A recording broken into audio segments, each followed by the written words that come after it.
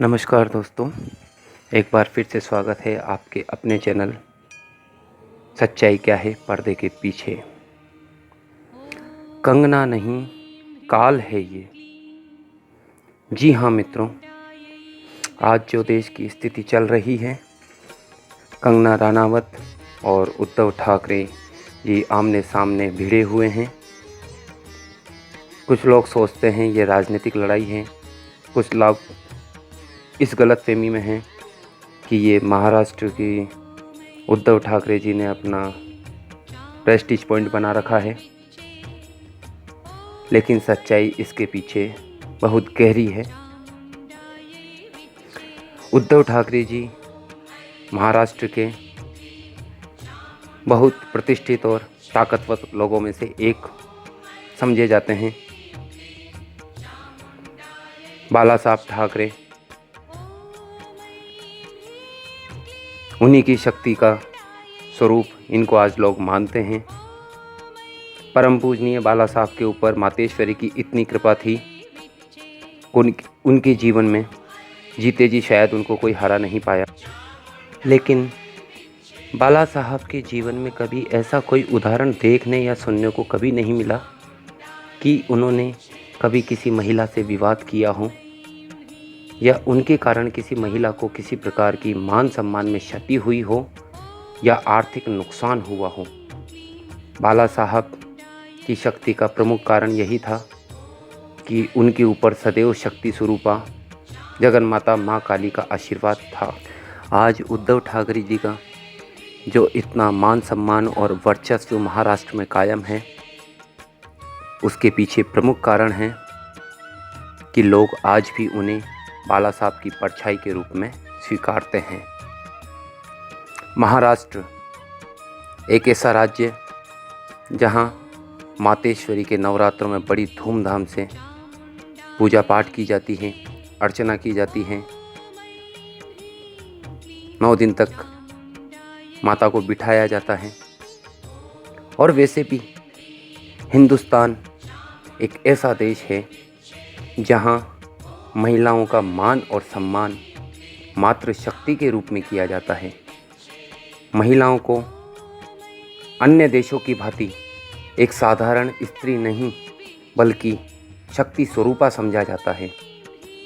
ऐसा मान और सम्मान महिलाओं का भारत के अलावा और कहीं भी देखने को नहीं मिलता है।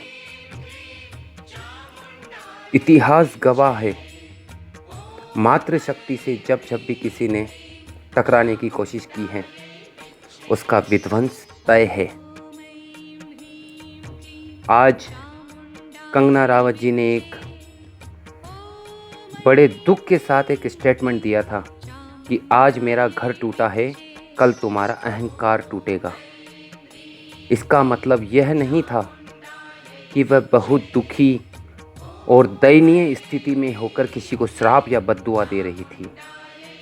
उनके इस वचन से यह चीज़ स्पष्ट साबित होती है कि जब भी अपने सत्ता मद में, ताकत के अहंकार में किसी ने मातृशक्ति को ललकारा है तो उसका अहंकार चूर चूर होना तय ही होता है। आप और हम आज एक साधारण मनुष्य की भांति हैं। ब्रह्मांड में सर्वशक्तिमान शक्तिशाली रावण जो प्रकांड विद्वान था, अगर वो किसी मातृशक्ति के सम्मान में किसी प्रकार की कोई कमी नहीं करता या मातृशक्ति के सम्मान को ठेस नहीं पहुंचाता तो कोई माई का लाल उसका विध्वंस नहीं कर सकता था। लोग कहते हैं आज सब अपने अपने ताकत में चूर हैं, तो उनके लिए एक छोटा सा उदाहरण पेश करना चाहूँगा। आज की राजनीति कल का इतिहास बनती है। लोग कहते हैं राजनीति और इतिहास में क्या अंतर है। जो आज की राजनीति है वह आगे जाकर इतिहास के रूप में पढ़ी जाने वाली है। यही पुराने समय से चला आ रहा है। रावण जैसा प्रकांड विद्वान मातृशक्ति के सम्मान को क्षति पहुंचाने के कारण अपना सब कुछ खत्म कर बैठा था। यही गलती आज सत्ता मद में चूर होकर हम लोग करते हैं। जो लोग भी मातृशक्ति को चैलेंज करता है या उसे क्षति पहुंचाने की कोशिश करता है, उसका विनाश स्वयं जगत माता करती है। कंगना रावत के शब्द दयनीय नहीं थे। उन्होंने इस बयान को देखकर एक स्पष्टीकरण दे दिया है। सबसे प्रत्यक्ष उदाहरण ताकत का यही है कि हम मातृशक्ति को कमज़ोर मानते हैं। आज जो हम ताकत में, अपने गर्व में गलतियां करे जा रहे हैं, तो हमें यह चीज़ समझ लेनी चाहिए कि जो हमारा आज स्वरूप है वह उस मातृशक्ति की ही बदौलत है। एक स्त्री ही उतना ताकत और इतनी शक्ति रखती है कि किसी भी पुरुष को 9 माह अपने गर्भ में रखकर एक नया जीवन को जन्म देती है। क्या वाकई स्त्री शक्ति से ज़्यादा ताकतवर आप और हम हो सकते हैं? कदापि नहीं।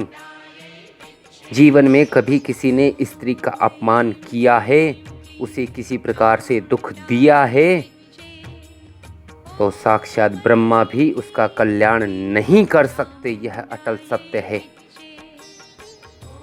मेरे पास कई मेल, कई फ़ोन कॉल्स आए जिनमें लोगों ने कहा कि पंडित जी, आप प्यार पर बोलते हैं, लेकिन नारी शक्ति के विषय पर आपने अभी तक मौन बनाए रखा है।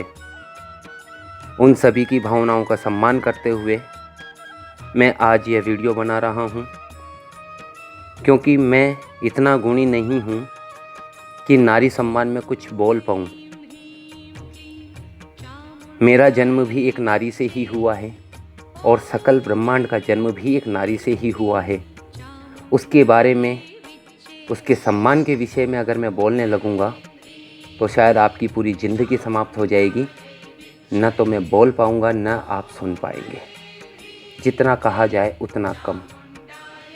लेकिन आज के परिप्रेक्ष्य के विषय में कुछ लोगों ने मेरे विचार जानने चाहें, तो एक छोटा सा उदाहरण है। विनाश काले विपरीत बुद्धि। जब जब इंसान अपने सत्ता मद में, अहंकार में चूर होकर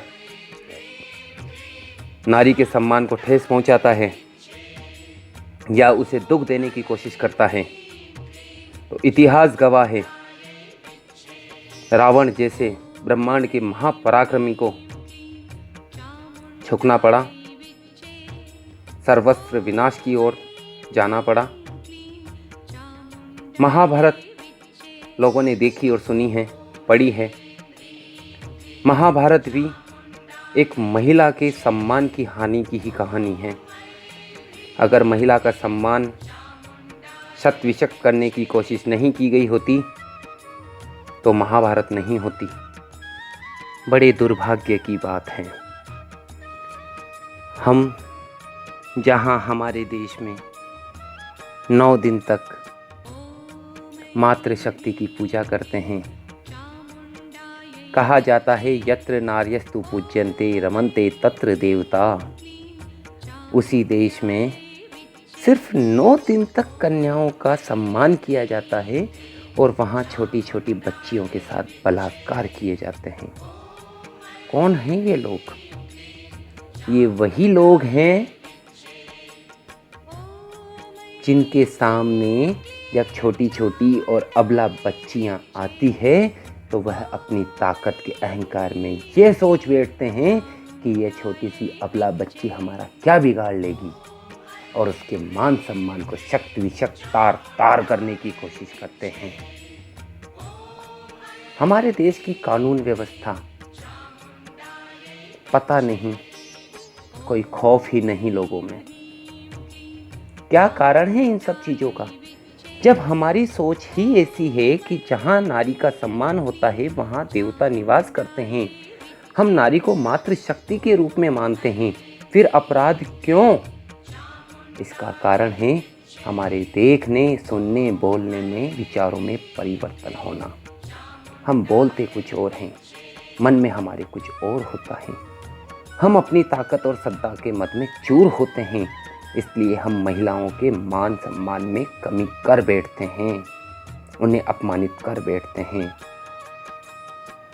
ऐसा होना नहीं चाहिए, क्योंकि हमारे देश की तो परंपरा ही है कि जहाँ कभी भी नारी को कमज़ोर देखा जाता है, उसके सम्मान में कमी होती है, तो वहाँ हमें उसकी इज्जत मान सम्मान को बचाने के लिए अपने प्राण दांव पर लगाने पड़े तो हम लगा देते हैं। ऐसी स्थिति में बाला साहब के परिछाई स्वरूप उद्धव ठाकरे जी के द्वारा आज के परिप्रेक्ष्य में जो कदम उठाए जा रहे हैं, ये कहाँ तक उचित है, यह मेरे दृष्टिकोण में एक प्रश्नवाचन बना हुआ है कि क्या ऐसा उन्हें करना चाहिए। श्री उद्धव ठाकरे जी महाराष्ट्र की एक बहुत बड़ी शक्ति का पर्याय हैं, इसमें किसी प्रकार की कोई दो राय नहीं। लेकिन आज जिस प्रकार के उनके जो कर्म हैं, जो उनकी गतिविधियां हैं, वो यकीनन किसी न किसी मातृशक्ति को अपमानित करने वाली हैं, जो कि एक अशोभनीय और निंदनीय कार्य के रूप में देखी जा सकती है। आज शायद वह ताकतवर हैं, अपनी सत्ता में चूर हैं, इसलिए उन्हें एहसास नहीं, लेकिन उन्हें सर्वप्रथम यह चीज़ ज्ञात होनी चाहिए कि ये मानव जीवन आता और जाता रहेगा।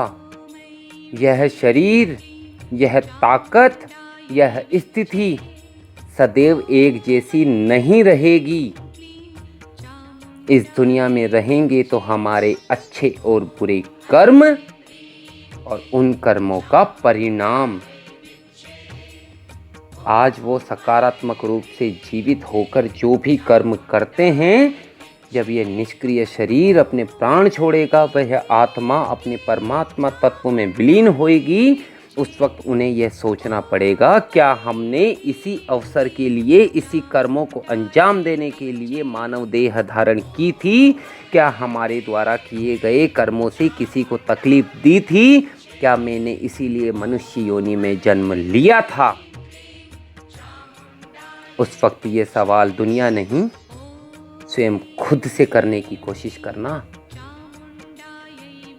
मेरी नज़र में यह एक निंदनीय कार्य है और उद्धव ठाकरे जी को यह सब बातें सोचनी चाहिए। वह बहुत बड़े राजनीतिज्ञ हैं, हम लोग तो उनके सामने कुछ भी नहीं, लेकिन एक राजनीतिज्ञ और एक साधारण इंसान दोनों से ऊपर हटकर भी एक चीज़ होती है, वह होती है मनुष्य में आत्मा, जो न छोटी होती है न बड़ी होती है। वो वही आत्मा उनमें धारण की है और वही आत्मा ने मेरे शरीर को धारण किया है, और वो आत्मा कहीं न कहीं उस परमात्मा का अंश है। इसलिए मेरे प्राण से, मेरे मन से यह आवाज़ निकल रही है कि उन्हें अपने कर्मों को एक बार गौर से देखना और समझना चाहिए और मातृशक्ति का सम्मान करना चाहिए। मेरा इस वीडियो को बनाने का उद्देश्य किसी को टारगेट करना, किसी के मान सम्मान में क्षति पहुंचाने का नहीं था मित्रों, लेकिन यह वास्तविकता है कि हमारा जन्म किसी न किसी सकारात्मक सोच के लिए, अच्छे कर्मों के लिए हुआ है। उन्हें हम पहले समझें और फिर उसके बाद हमें ऐसे कार्य करने चाहिए जिससे किसी को किसी प्रकार की पीड़ा ना हो, किसी के किसी सम्मान में कमी ना हो और किसी को किसी भी प्रकार का कोई अफसोस या दुख ना हो।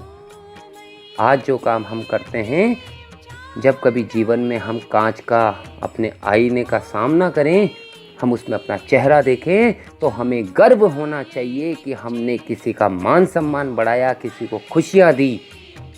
वास्तविक रूप में मनुष्य जीवन तभी धन्य है। जय माता जी की मित्रों। मातेश्वरी आप सभी का कल्याण करे, शुभ आशीष प्रदान करे।